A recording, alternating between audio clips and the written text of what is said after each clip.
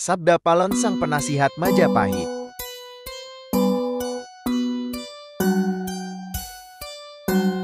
Sabda Palon atau Sabdo Palon adalah sosok legendaris dari tanah Jawa yang tinggal di Gunung Tidak, Jawa Tengah. Ia dikenal sebagai penasihat terakhir Raja Majapahit yang beragama Hindu-Buddha. Sabda Palon menjadi terkenal karena pertarungannya selama 40 hari 40 malam dengan Syekh Subakir, seorang ulama dari Persia.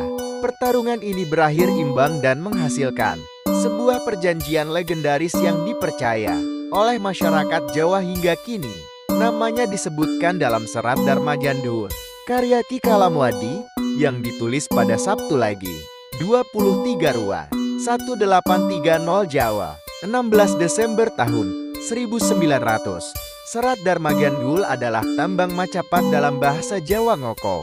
Dalam karya tersebut, diceritakan bahwa Sabda Palon tidak bisa menerima ketika Brawijaya digulingkan oleh tentara Demak pada tahun 1478 dengan bantuan Wali Songo. Meskipun sumber sejarah lain menyebutkan bahwa Brawijaya digulingkan oleh Girindrawardhana, cerita ini tetap hidup dalam tradisi lisan masyarakat Jawa. Sabda Palon lalu bersumpah akan kembali setelah 500 tahun ketika korupsi merajalela dan bencana melanda untuk menyapu Islam dari Jawa dan mengembalikan kejayaan agama dan kebudayaan Jawa.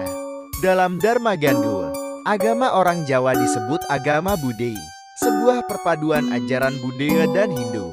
Pada tahun 1978, ketika Gunung Semeru meletus, banyak orang mengaitkan peristiwa ini dengan ramalan Sabda Palon. Tokoh Sabda Palon dihormati di kalangan umat Hindu di Jawa dan penghayat kejawen.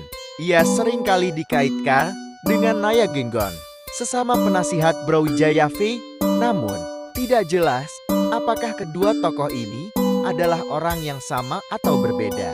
Ada yang berpendapat bahwa keduanya merupakan penggambaran dua sisi dari satu tokoh yang sama. Sabda Palon juga dikenal dalam pewayangan Jawa. Seringkali disamakan dengan tokoh Semar. Semar muncul bersama anak-anaknya, Gareng, Petrum, dan Bagong. Menurut antropolog Paul Stange dalam penelitiannya tahun 1988, Sabda Palon adalah inkarnasi dari Semar, seorang mahaguru di tanah Jawa. Mereka adalah titisan dewa dari Kayangan yang turun ke bumi untuk menjadi panakawan atau sahabat yang bijak, yang mengayomi dan mendampingi raja-raja Jawa pada masa Hindu-Buddha. Nama Sabda Palon sendiri memiliki makna mendalam. Sabdo berarti seseorang yang memberikan masukan atau ajaran, dan Palon berarti pengunci kebenaran yang bergema dalam semesta. Sedangkan Naya Genggong berarti seorang abdi raja yang berani mengingatkan raja tentang kebenaran secara berulang-ulang dan siap menanggung akibatnya.